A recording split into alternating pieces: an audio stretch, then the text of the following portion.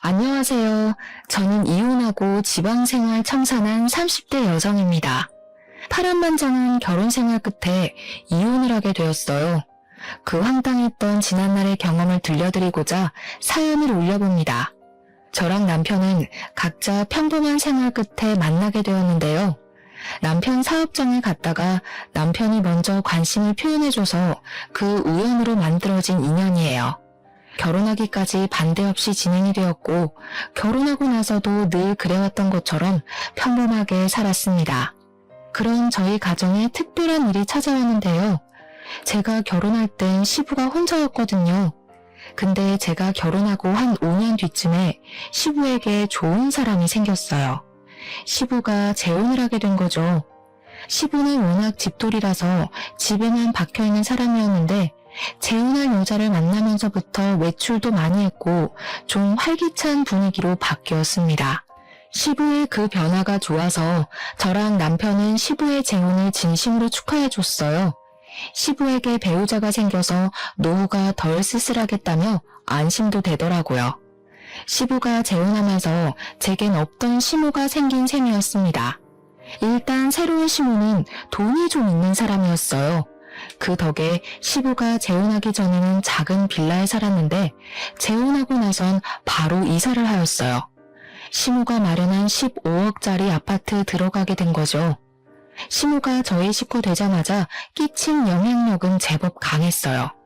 시부의 살림이 나아졌을 뿐 아니라 저희 살림까지 도움을 주었습니다.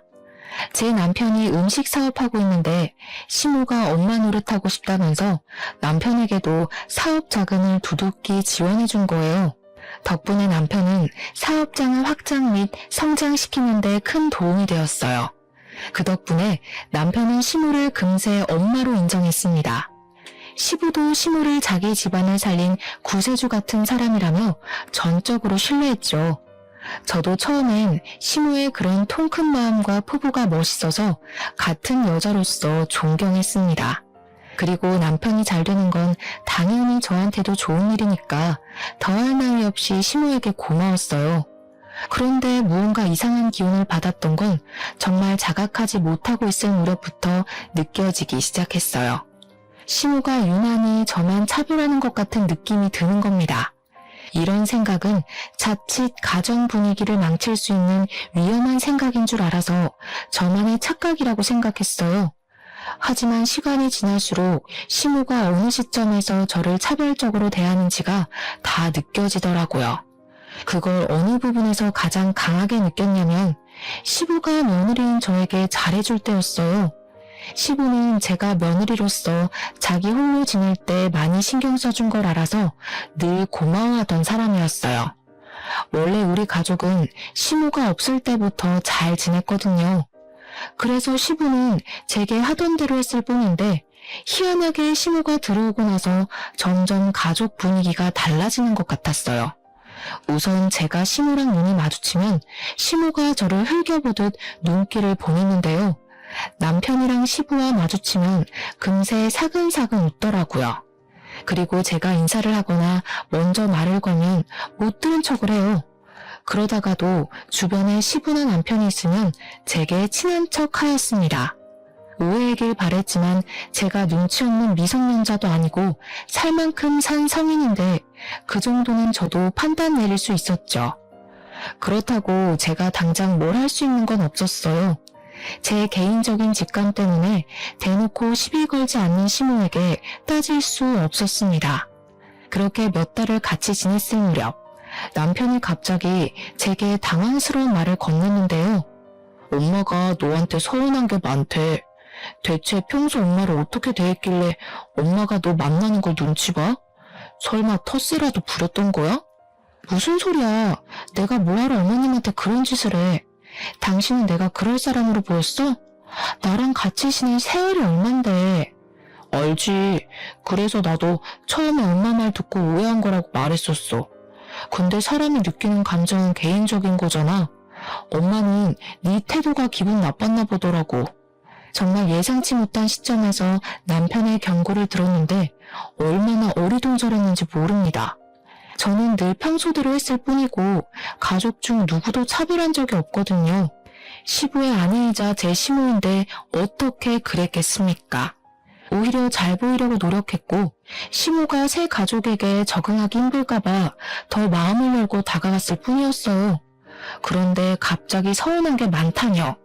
차라리 제가 더 서운하다고 하는 게 맞지 않나요? 시모가 저한테만 대면대면하게 굴었잖아요.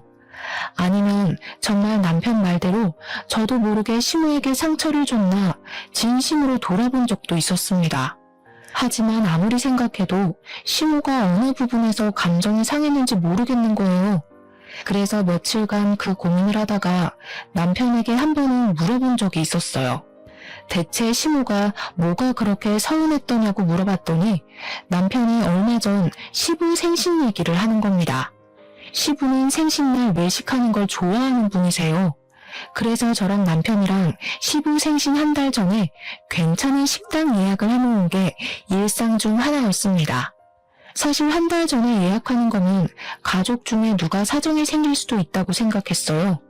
하지만 저희는 시부는 생신을 챙기는 것에 의미를 두기 때문에 누가 참석하고 말고는 크게 신경 안 썼어요.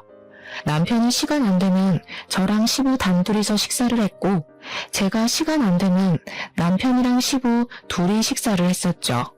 그게 저희 가족에서 암묵적인 룰 같은 거였어요. 그래서 시부가 재혼한 뒤 찾아온 생신 때에도 늘 하던 대로 한 달 전에 식당을 예약했습니다. 근데 시모가 갑자기 시부 생신 하루 전에 참석을 못할 것 같다고 하는 겁니다. 급한 일 때문에 급히 외국 출장을 가야 해서 어렵다 하더라고요. 그래서 시부 생신 하루 전날에 시부모님 둘이서 생신 축하를 미리 했다고 했어요. 그렇다고 저랑 남편이 시부 생신을 안 챙길 순 없는 노릇이었습니다. 시부모님 하루 전날 생신을 챙기게 됐다고 저희한테 언지를 준 것도 아니었어요. 이미 축하 자리를 다 가진 후에야 말씀하셨거든요. 그래서 예약된 식당을 취소도 못했습니다. 당일 취소하면 계약금을 다 날려야 했으니까요. 시모가 시간이 안 되면 남편이랑 저만 예정대로 시부 생신을 챙기면 되겠다고 생각했어요. 때문에 예약 취소는 안 했고 그 다음날 시모 없이 시부랑 당일 만나서 식사했었죠. 근데 시모가 그게 서운했다고 하는 겁니다. 남편이 들었던 시모의 말은 이랬어요. 시부의 배우자가 빠졌는데 어떻게 많은 가족들끼리만 모여서 식사를 할 수 있냐고 했다는 거예요.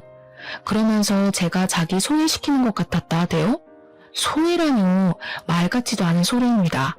저는 시모의 판단에 진심 당황스러웠어요. 남편은 저와 같이 했던 시간이 더 길기 때문에 제가 그런 일도 아니었다는 걸 이해해줬어요. 하지만 제게 한 번 더 조심스레 경고를 해주더라고요. 엄마가 마음이 여린 사람 같으니까 당신이 좀 더 신경 써줘. 아무래도 엄마가 우리 식구끼리만 똘똘 뭉쳐있다고 생각하는가 봐. 나랑 아빠는 같은 혈육이라 괜찮은데 어떻게 보면 당신은 생판 남인 거잖아.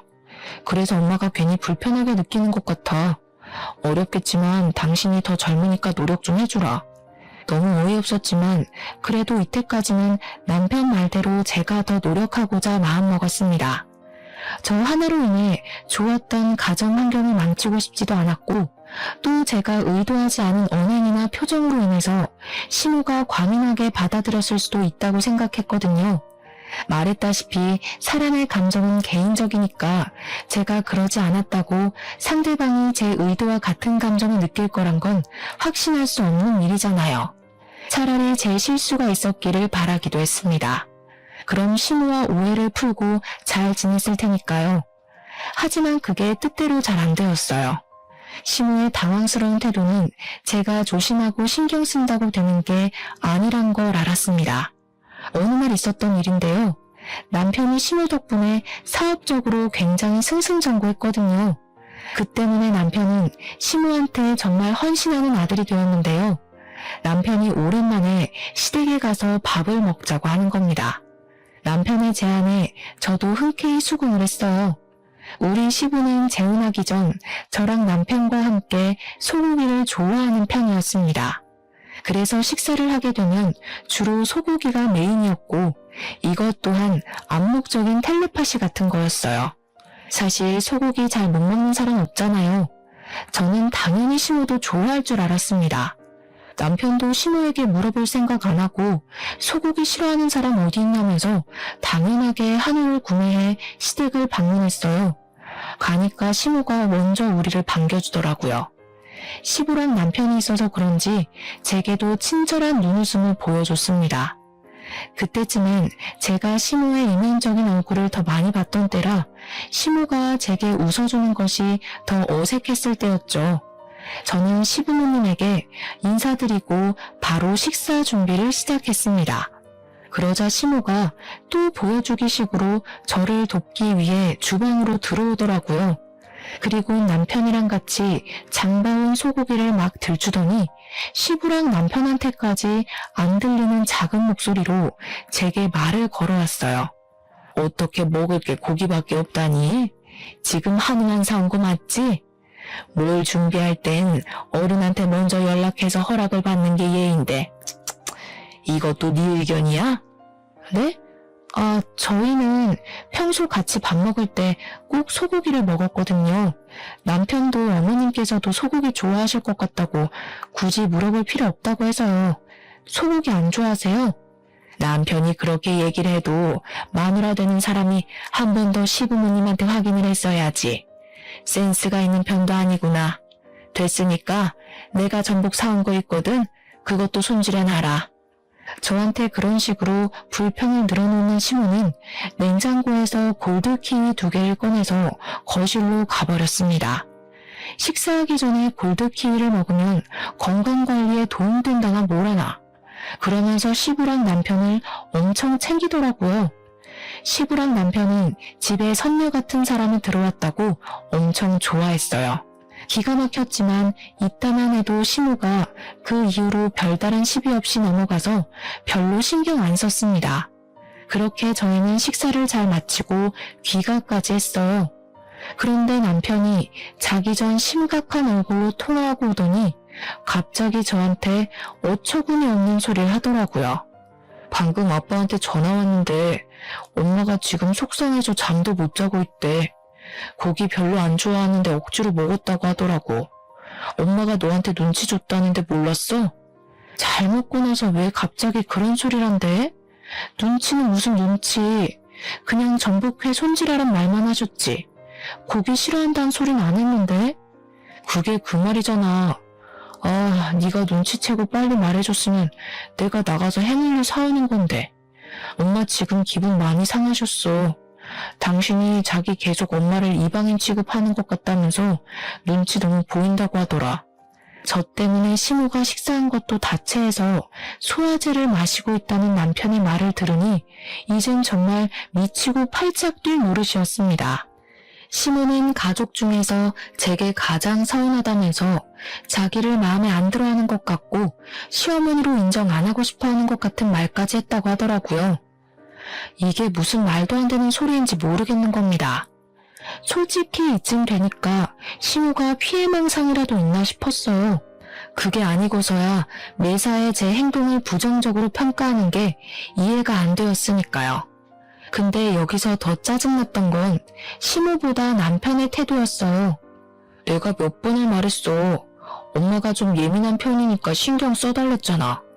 안 그래도 재우는 것 때문에 엄마 혼자서 우리한테 잘하려고 얼마나 스트레스 받고 있는데 대체 내가 뭘 어떻게 신경 써줘야 하는데?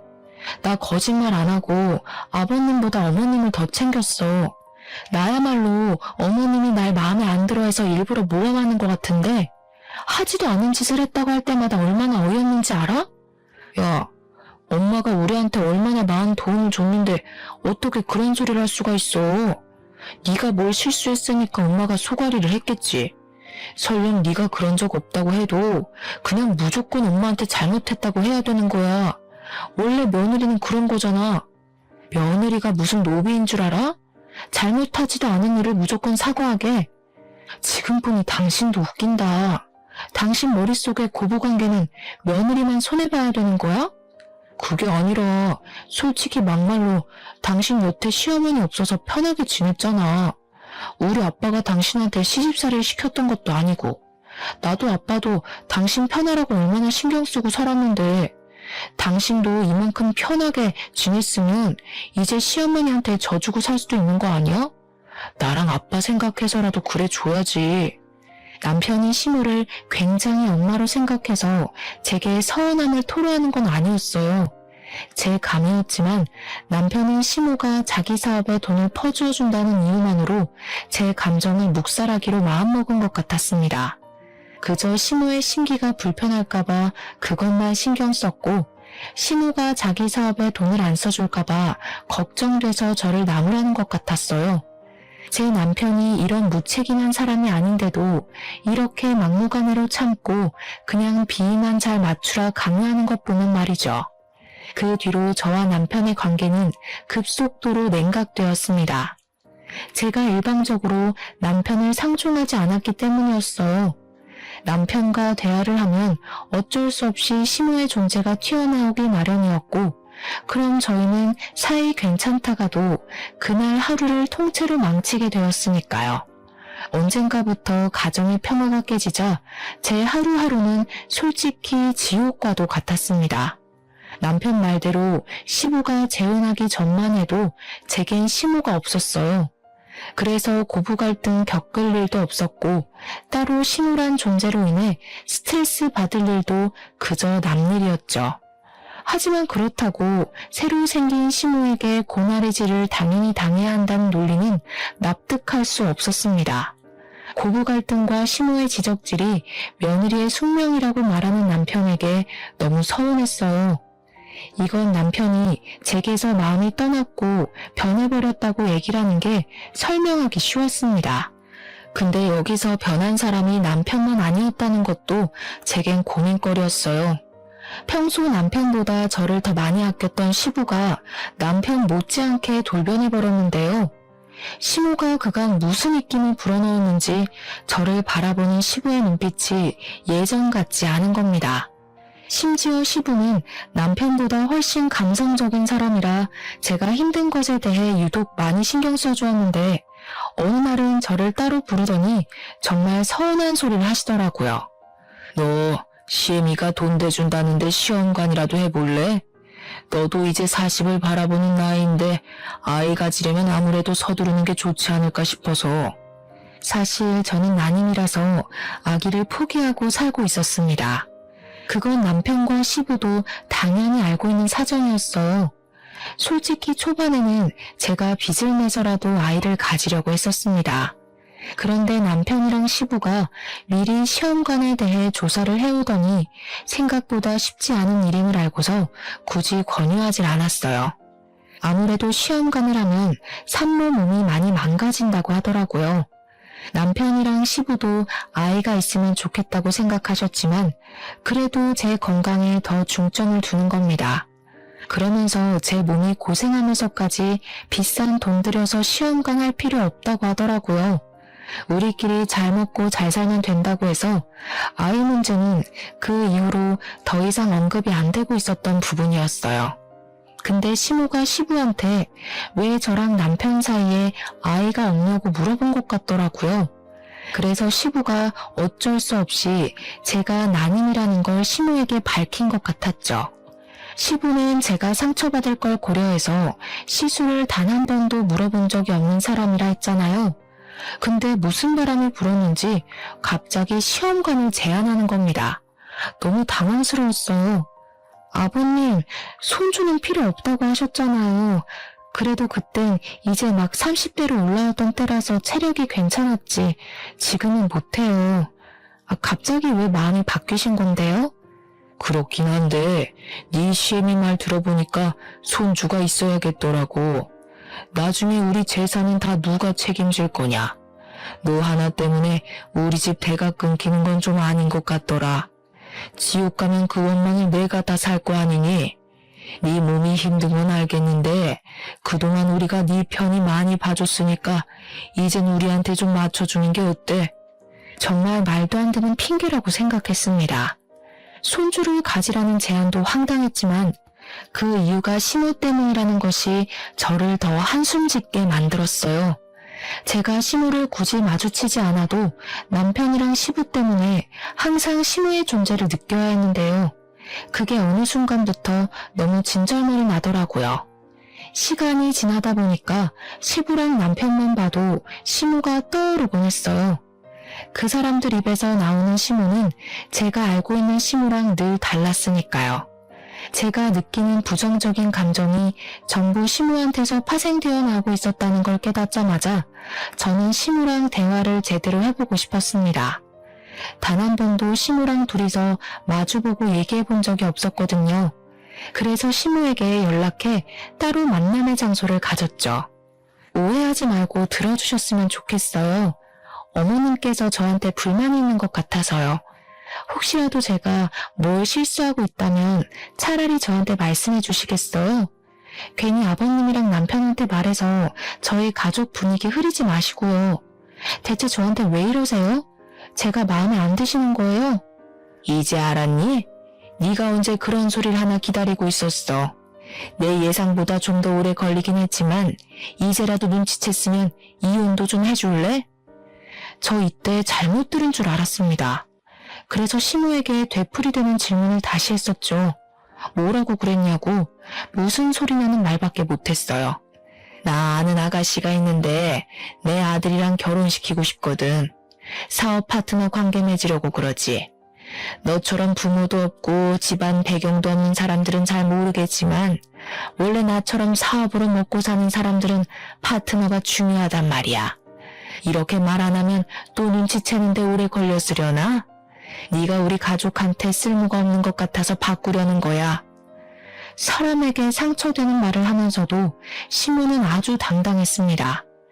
제 남편이 체인점 음식 사업을 하고 있다고 했잖아요. 근데 시무가 하고 있는 일도 음식 사업이었거든요. 아무리 그래도 그렇지 자기 기준에 쓸모없다고 생각해서 가족을 쫓아내는 게 어디 있나요?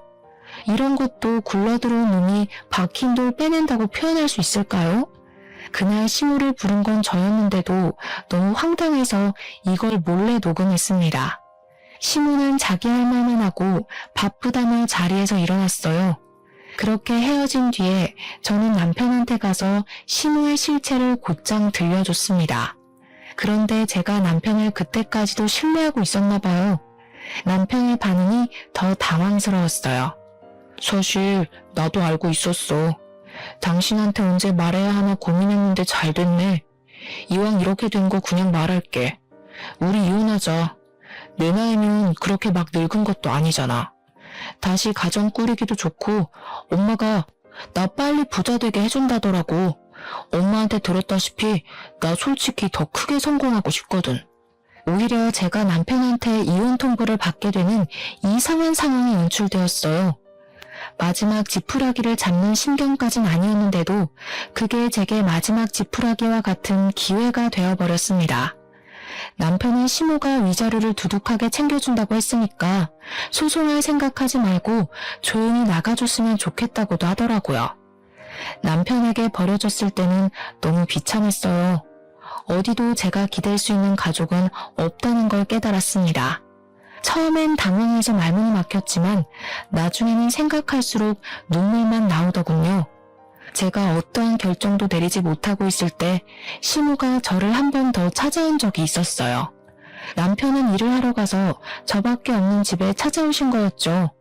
아들한테 들었다. 벌써 둘이 얘기 끝냈다면서?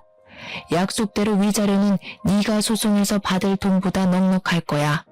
이 정도면 너도 그렇게 서러운 입장은 아닐걸? 그동안 우리 식구 위해서 수고한 노력이 가상해서 꽤 많이 쳐줬어. 서로 잘해보자고 이러는 거니까 너무 서운해하지 말았으면 좋겠네.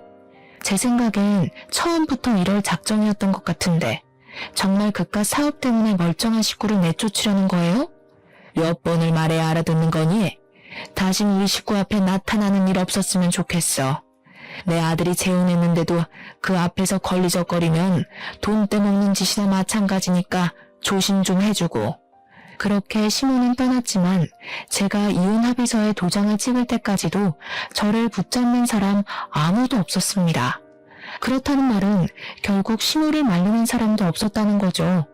근데 제가 집을 떠날 때 시부가 제게 마지막으로 그런 말을 하더라고요. 살다 보니 손주의 존재가 중요한 것 같아서 그러는 거니 속상해하지 말라고요. 그러니까 시부는 제가 시험관 수술을 하기 싫어서 차라리 이혼을 선택한 거라고 알고 있었어요. 시모가 시부에게 나쁘게 보이고 싶지 않아서 또 거짓말을 쳐놓은 것 같았습니다. 시부가 여전히 제게 가족이었다면 시모의 만행을 밝혀줬겠지만 사실 그렇게 했다가 남편한테 한번 배신당했잖아요. 시부라고 안 그럴 것 같지 않더라고요.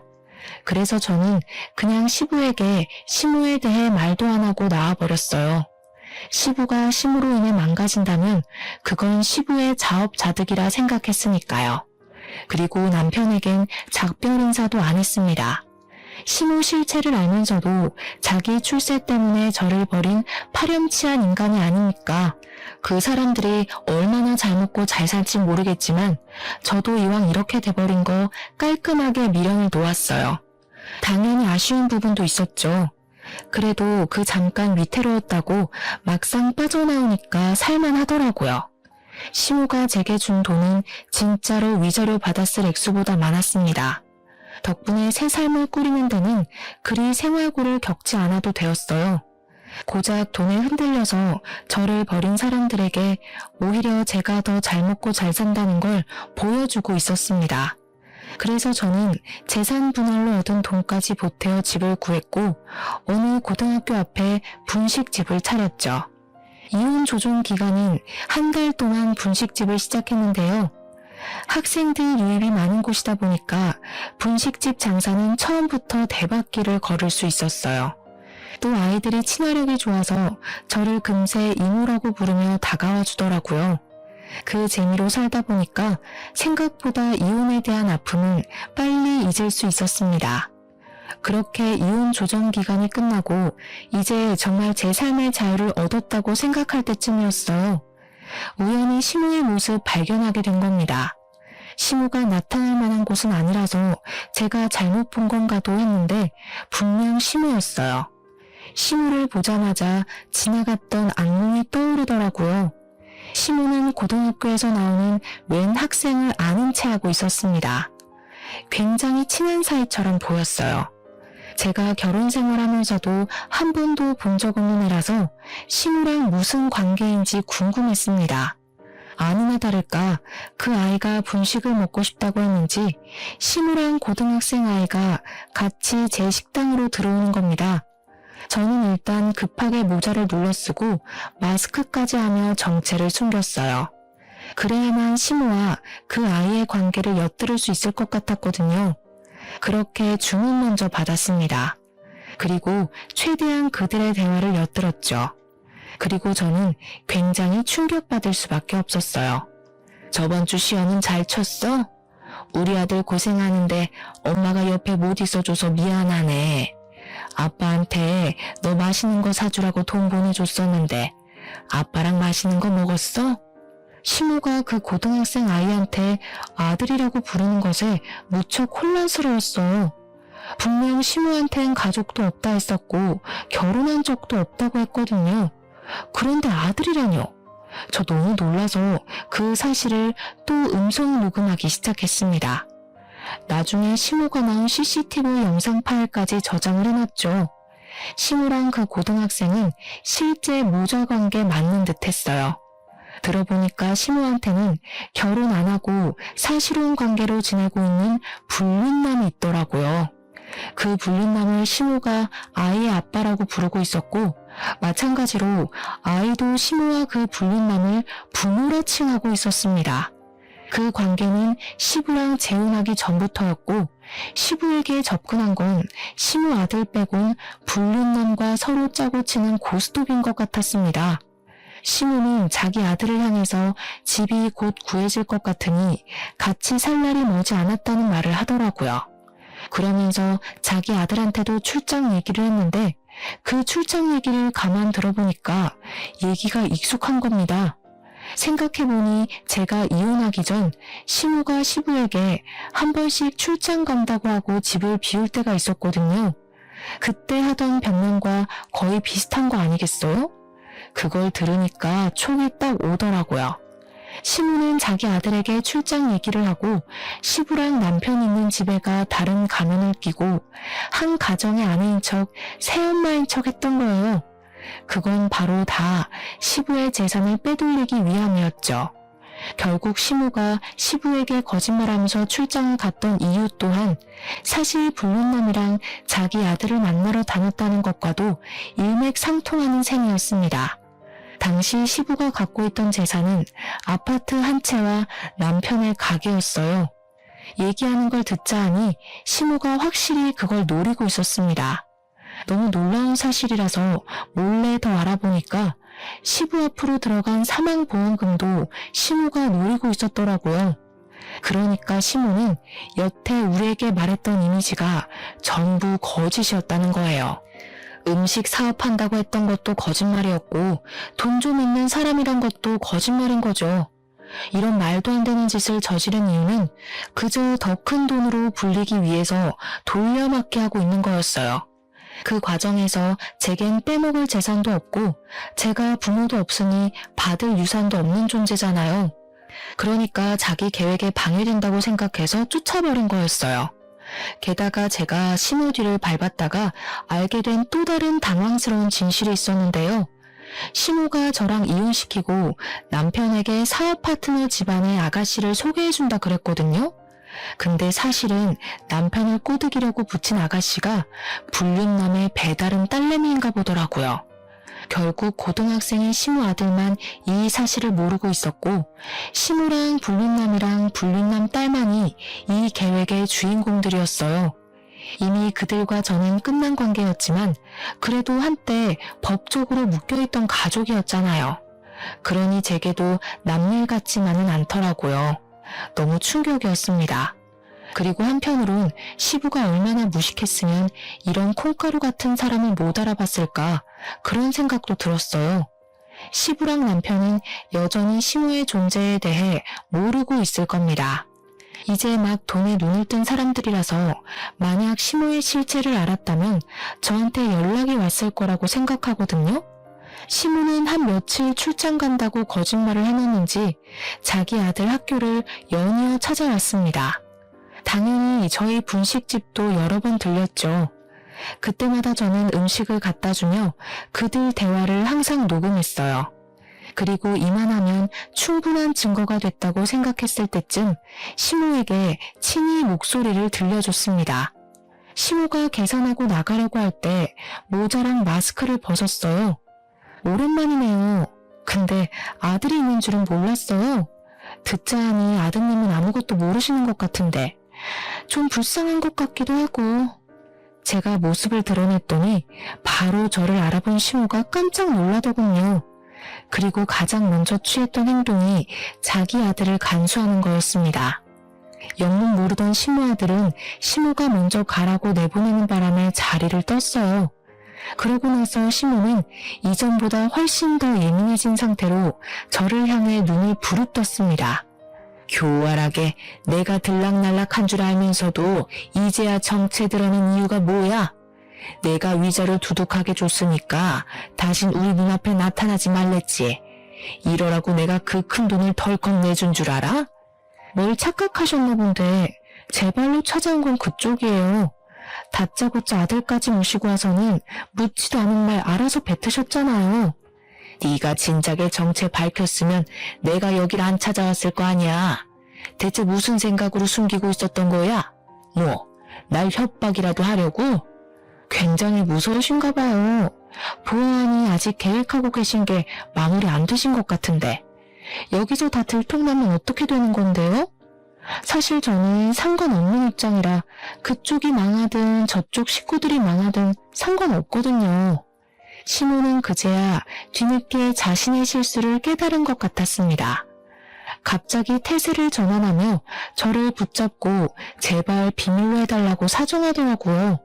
그러면서 저보고 돈 필요하냐고 묻대요. 제가 자기처럼 돈에 미쳐서 사람을 위협하는 걸로 보였나 봐요. 자기가 대출받아서 얼마든지 돈 줄 테니까 남편이랑 시부한테만은 사실을 말하지 말라는 겁니다. 사실 저는 그 자리에서 시무 사과를 한참이나 보다가 알겠다고 해줬어요. 어차피 저는 위자료도 받은 사람이었고 정말로 어느 쪽이 망하든 말든 관계없는 일이라 생각했거든요. 그러니까 시무가 고맙다면서 비밀만 지켜준다면 저한테 충성을 다할 것처럼 굴더군요. 정말 고마워. 내가 그동안 쌀쌀맞게 군 건 너한테 악감정 있어서가 아니라 그냥 집에서 내보내려고 했을 뿐이야. 다른 악감정은 절대 없었어. 이제 우리 손잡은 거나 마찬가지인 거야. 혹시 돈 필요하면 언제든지 연락해. 시무는 끝까지 미안하다고 사과만 하더니 제게 손까지 흔들면서 자리를 떴습니다. 근데 미안하지만 저는 시무와의 약속을 지켜줄 생각이 없었어요. 죄 없는 사람을 괴롭히고 내몬 사람들이 행복하면 안 되는 거잖아요. 그래서 저는 시무가 가고 녹음을 마무리 짓자마자 파일을 전 남편한테 보내버렸습니다. 당연히 시무가 집에 가기 전에 이 엄청난 사실은 퍼지고 말았죠. 전 남편한테서 오랜만에 전화가 오더라고요. 생각 없이 받아봤더니 다짜고짜 화를 내는 겁니다. 갑자기 무슨 개수작이야? 우리 엄마가 했던 약속 잊었어? 위자료 줬으니까 나 재혼하는 길 방해하지 말랬잖아. 방해할 생각 없어.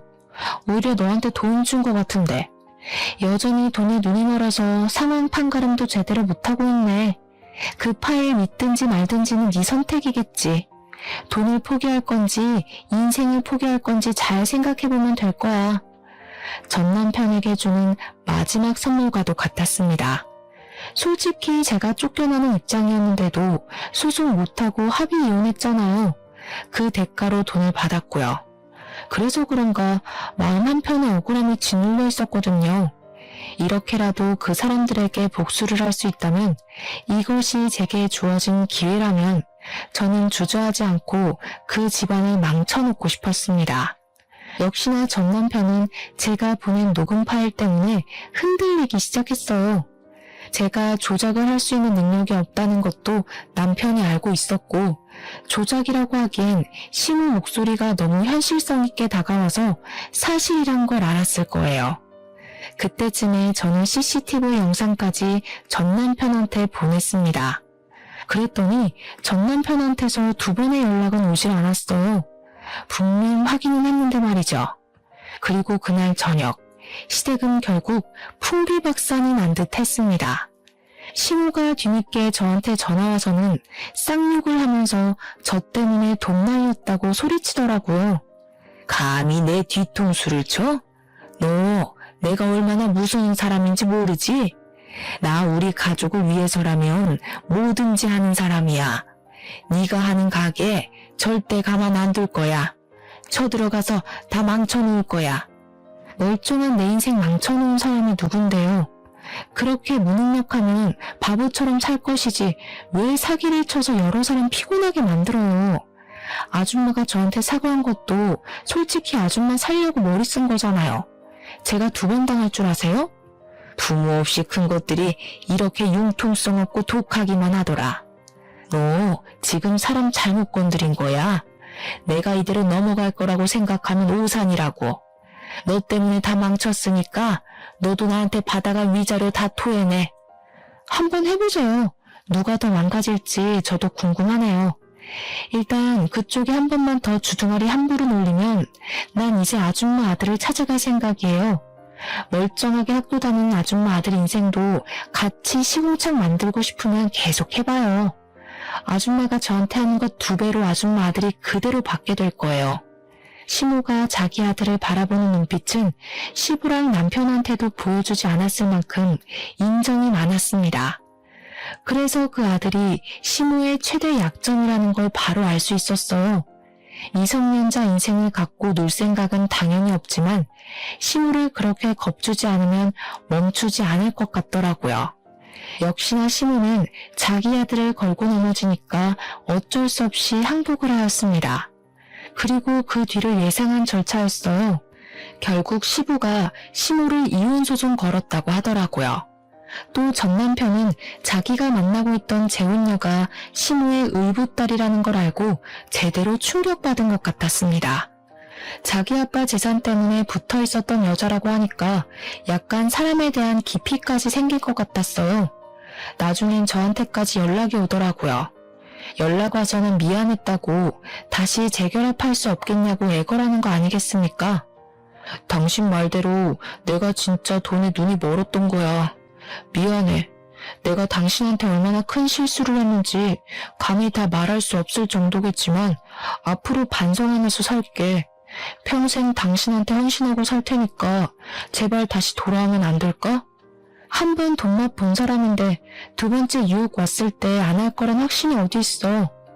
나는 너랑 네 아빠가 내 인생에서 꺼져줘서 이제야 마음 좀 편해지는 것 같은데 나더러 다시 그 뻔뻔한 낯짝들을 보고 살라고? 내가 무슨 테레사 수녀인 줄 알아? 내가 볼 땐 네 아빠나 너나 그냥 독거 인생으로 재미없게 살다 갈 팔자 같거든. 무슨 욕을 해도 다 들어줄 수 있어. 그러니까 재결합만 하자. 아빠도 너한테 엄청 미안해. 네가 다시 돌아오면 아빠가 재산의 일부를 너한테 상속하겠대. 그 좋은 걸 나한테 왜 줘? 돈 좋아하는 둘이서 평생 재산 끼고 살면서 알거지 신세나 노면 하세요. 아니면 너네 아빠한테 돈 많은 다른 아줌마 좀 꼬셔보라고 하던가. 한 번 잃은 신임은 두 번, 세 번도 잃을 수 있다고 보기에 무시해버렸어요. 그렇게 하고 싶은 말 다 하고 전화를 끊은 뒤론 전 남편 쪽에서 더 이상 연락이 없었습니다. 나중에 어쩌다가 우연히 듣게 된 소식인데 시무 덕분에 커졌던 전 남편 사업장 규모가 말도 안 되게 축소되었다고 하더라고요. 저는 전 남편의 멘탈이 많이 흔들려서 사업장 운영이 힘들어진 줄 알았거든요. 근데 알고 보니 빚 때문이더라고요. 시모가 사기치려고 대출을 엄청 많이 받아놨대요. 게다가 시부 몰래 시부 앞으로도 대출을 몇 번 받았고 시부가 시모를 향한 신뢰 때문에 의심 없이 대출을 해준 적도 있었다고 했어요. 그래서 시모 앞으로 된 빚이 너무 많았는데 시부가 이혼하면서 그 빚을 나눠 갚는 바람에 전 남편이 큰 사업장을 계속 운영할 수가 없었던 거죠. 안타깝게도 사업장을 축소하자마자 매출이랑 바로 직결이 되어 수익이 뚝뚝 떨어진 것 같았습니다. 집도 팔고 작은 집으로 이사 갔다는 말을 들었는데 사실은 그게 아니라 남편 사업장에 있는 사무실에다 자리를 깔아놓고 자고 먹는다는 얘기도 있었어요. 그 동네만 가도 주민들이 알아서 다 얘기를 해주니 그 사람들 소식은 딱히 궁금할 새가 없더군요. 뭐가 진실인지 몰라도 우선 어렵게 지내고 있는 건 맞는 듯 했어요. 잘 되었다고 생각합니다. 다른 사람의 인생을 함부로 대했다면 그만한 대가는 감안했어야 한다고 생각해요. 저도 그걸 전 남편과 시모를 보고 잘 배웠기 때문에 함부로 누구를 벼랑 끝에 내모는 짓은 하지 않을 겁니다. 그런 말도 있잖아요. 내가 대접받고 존중받으려면 내가 먼저 다른 사람을 그렇게 대해야 한다고요. 여러분들도 더불어 사는 사회에서 누군가를 짓밟고 내 인생을 일으켜 세우지는 마셨으면 좋겠어요. 그럼 여기까지 쓰도록 하겠습니다. 감사합니다.